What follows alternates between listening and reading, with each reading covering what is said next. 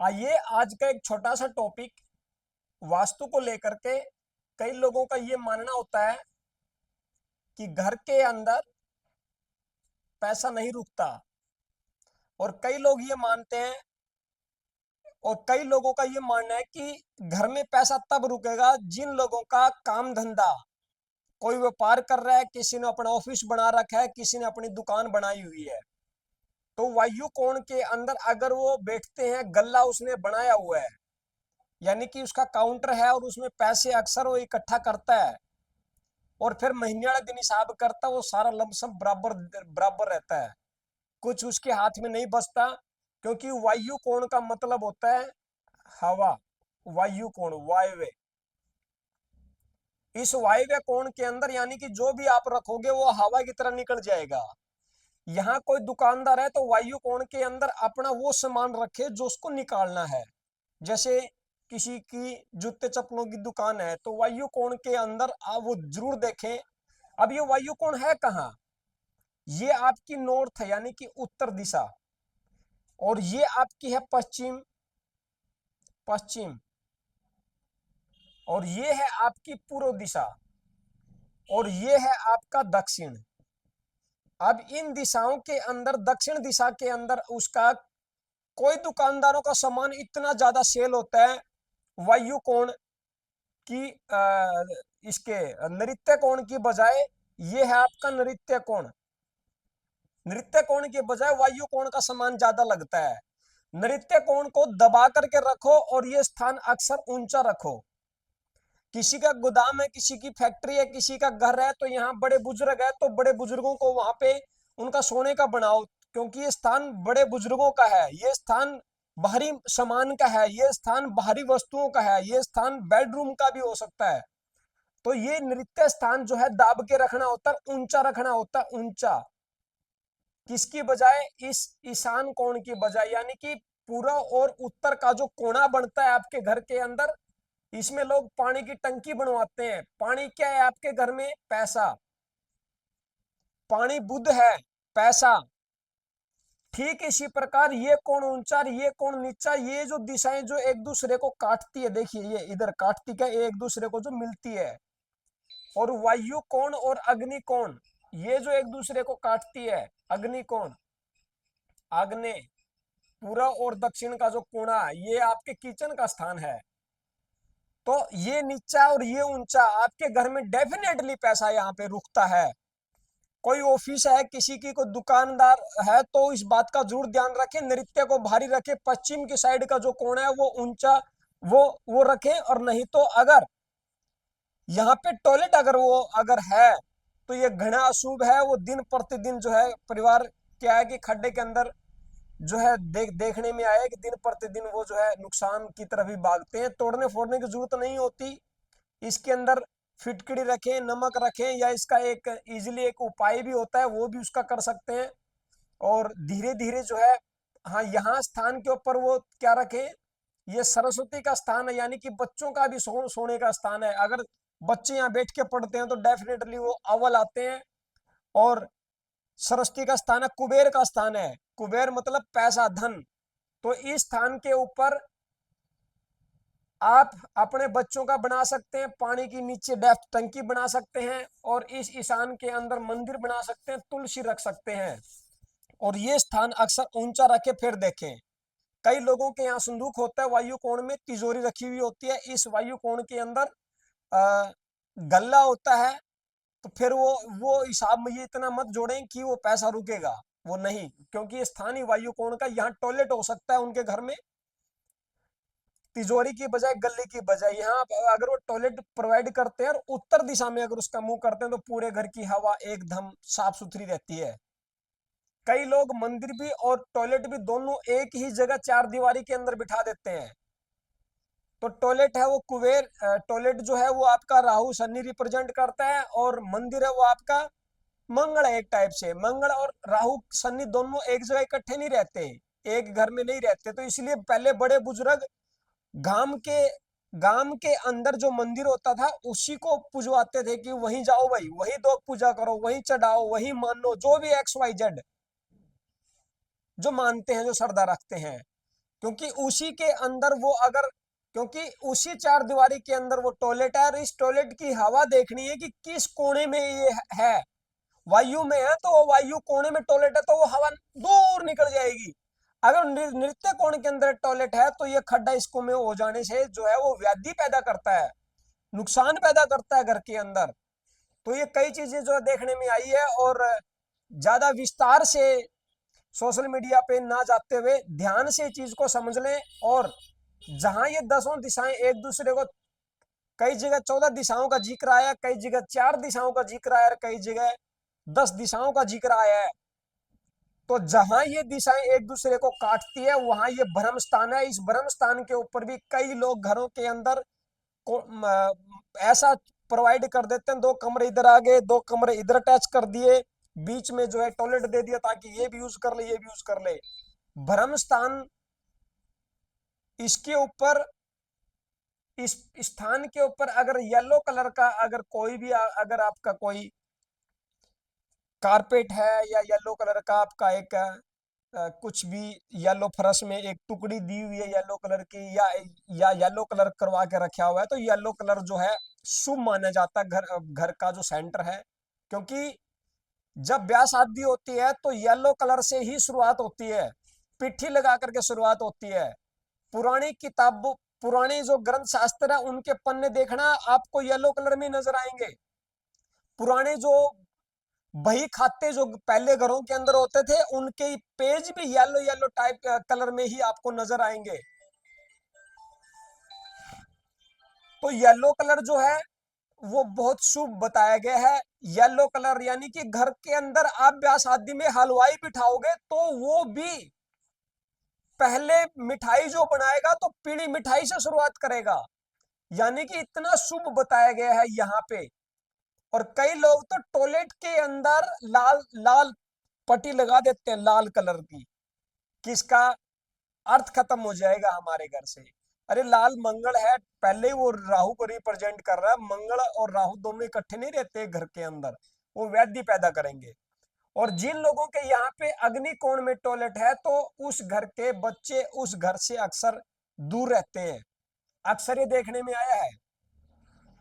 अग्नि कोण स्थान किसका है? अग्नि कोण जो स्थान है वो आपका किचन का स्थान है, रसोई का स्थान है।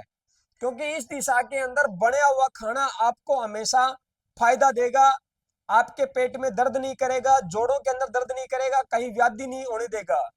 और अगर मंगल की जगह अगर आपने यहाँ टॉयलेट बिठा दिया तो वो पूरे घर की हवा खराब कर देता है और उस घर के बच्चे अक्सर दूर होते हैं। ये हमें कई जगह देखा है, किसी के आश्रम में, किसी के घर में, आ, किसी के ऐसी ऐसी जगह देखे हैं, अक्सर उसमें 2 जुड़ते हैं 2 टूटते हैं, 2 जुड़ते हैं 2 नए आ जाते हैं। तो अक्सर इसमें देखने में आया है कि अग्नि कोण के अंदर जिन जिन का टॉयलेट है तो उस घर के बच्चे अक्सर उससे दूर रहते हैं। तो अग्नि का स्थान जो रसोई का स्थान है वो उसी को दे दो।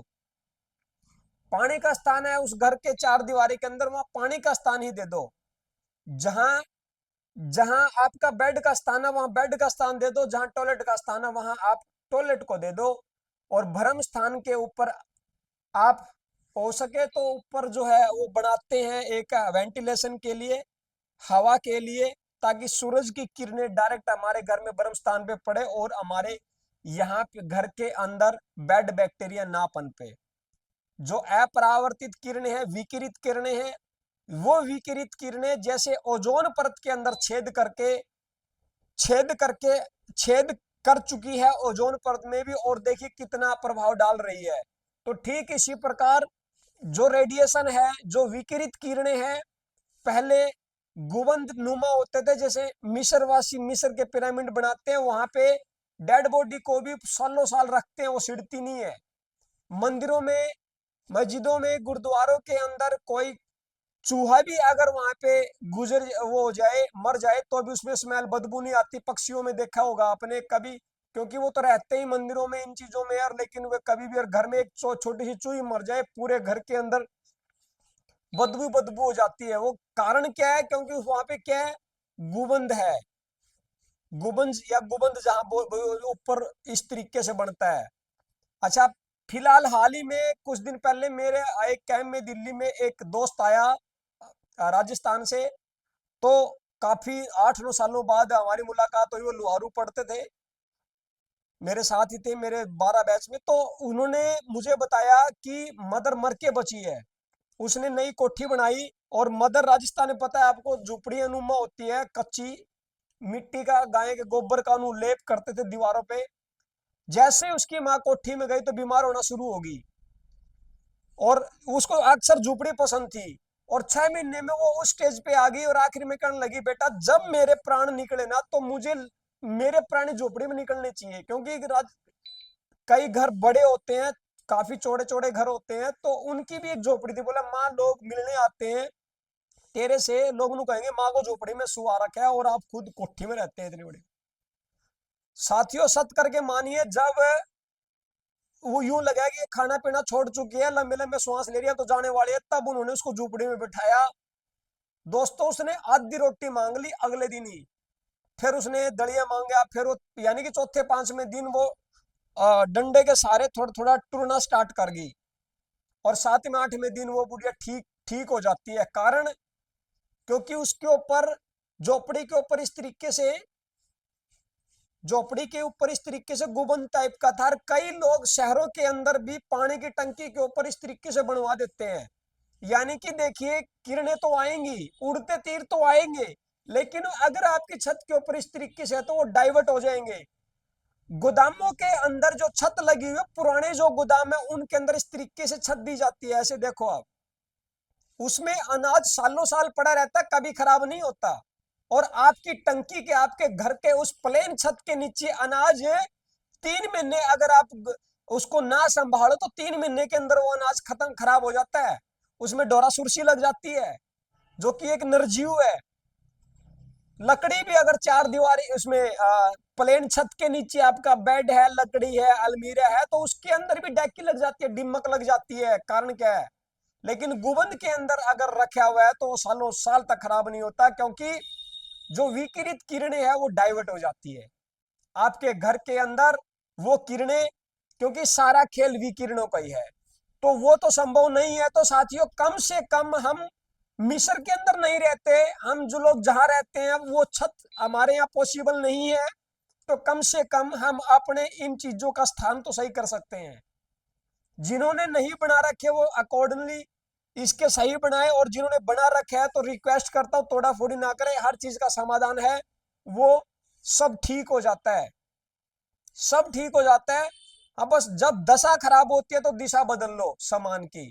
जैसे सिलेंडर है घर में, और खाना बनाने वाले का मुंह उत्तर में है, या दिन छिपदे की तरफ मुंह है, या दक्षिण में है, तो दिन छिपदे की तरफ मुंह करके खाना कौन बनाता है? क्योंकि छिपदे सूरज को वो देख रही है, छिपदे की तरफ वो करके खाना, मुंह करके खाना बना रही है, चूल्हा उसका छिपदे की तरफ है।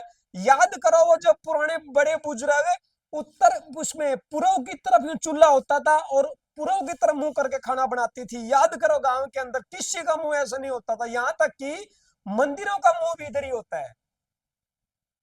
और तो और पुराने से पुराने आप मंदिरों को देखोगे तो उनका ये सिरा बाहरी मिलेगा और ये सिरा आपको नीचा मिलेगा। जब भी नींव धरते हैं तो नृत्य कौन से धरते हैं? यहां से नींव की शुरुआत करते हैं, यहीं से स्टार्टिंग करते हैं, ताकि ये पहली स्टार्टिंग हो। और पानी का, क्योंकि मकान बनाने के लिए जब पानी की नीड होती है तो यहाँ पे खड्डा खोद के रखते हैं, ताकि यहाँ से पानी हम लेते रहे। पहले स्टार्टिंग ही यहाँ से खड्डा खोदा जाएगा, पानी इसमें रखा जाएगा, और फिर धीरे धीरे देखते हैं। 3 स्टेज होती है मकान की, जमीन की। पहले वो जागृत, फिर वो सोती है, और फिर वो मर जाती है। जमीन जमीन की 3 है। आप खड्डा खोदो और उसकी मिट्टी निकालो, उसमें पूरा पानी भरो, यानी कि एक हाथ डूंगा, एक हाथ यूं, और एक हाथ चौड़ा, एक हाथ डेप्थ, और यानी कि डेप्थ, चौड़ाई और लंबाई, 1-1 फुट खोद के उसकी मिट्टी निकालो, उसमें पानी भर दो, और वही मिट्टी उसके अंदर डाल करके देखो। अगर वो मिट्टी रह जाती है ऊपर, चाहे वो रहे आधा इंच ऊपर, तो वो जमीन जागृत अवस्था में। अगर वो मिट्टी सारी अंदर आ गई तो वो जमीन मर चुकी है। फिर वहां पे आप ध्यान करो उसी जमीन पे बैठ के, सुमन करो, आप उस पे सत्संग करो, आप इस पे जाप करो, पाठ करो, भजन करो, अपने आप ही वो सारा कुछ करके इसको जगाया जा सकता है। अगर दिमक लगना स्टार्ट हो चुकी है दीवारों पे, तो नेगेटिव एनर्जी है, कहीं न कहीं उस नेगेटिव एनर्जी का इफेक्ट आपके ऊपर भी रहेगा। तो आप कपूर जला करके, पीली सरसों का छिड़काव करके, या टॉयलेट में फिटकड़ी नमक रख के, इन चीजों से भी जो है हम उभर सकते हैं और धीरे धीरे समाधान हो सकता है। तोड़ा फोड़ी की आवश्यकता नहीं होती। अब मान लीजिए यहाँ यहाँ बेड लगा हुआ किसी का, और ये स्थान किसका है? अग्नि का। अग्नि, मंगल, मंगल, और वो लेडी सो रही है, लेडी सो रही है, तो वो वहां पे क्या नहीं होता, बूंदे सूंडे खराब, अच्छे कपड़े रखे जाते हैं, ठीक है, और सो रही है अग्नि के स्थान पे, मंगल के स्थान पे वो उसने अपना बेडरूम बनाया हुआ है। तो मंगल क्या है कि उसी लेडीज को पकड़ लेता है, और वो दिन प्रतिदिन उसकी दवाइयां जो है बंद नहीं होती, चलती रहती है। जैसे कि एक और एग्जांपल ले लीजिए, जैसे फ्रीज है। फ्रीज का काम क्या है? किसी भी चीज की मियाद बढ़ा देना, यानी कि उसकी वैलिडिटी बढ़ा देना। फ्रीज का काम क्या है कि उसको लंबे टाइम तक खराब ना होने देना, यानी कि उसकी उम्र बढ़ा देना। अब आपने दवाई लिया है और आपकी दवाई फ्रीज के ऊपर रखी हुई है, तो आपको क्या लगता है वो फ्रीज उस दवाई की उम्र बढ़ा रहा है, और आप चाहते हैं छोड़ना। अरे उस दवाई को वायु कोण में रखो ना, बहुत जल्दी वो दवाई छूट जाएगी। आप फ्रीज पर रख रहे हो, फ्रीज उसकी उम्र बढ़ा रहा है, वो दवाई बंद नहीं होने वाली, आपकी चलती रहेगी कंटिन्यू, और रख लो फ्रिज के ऊपर।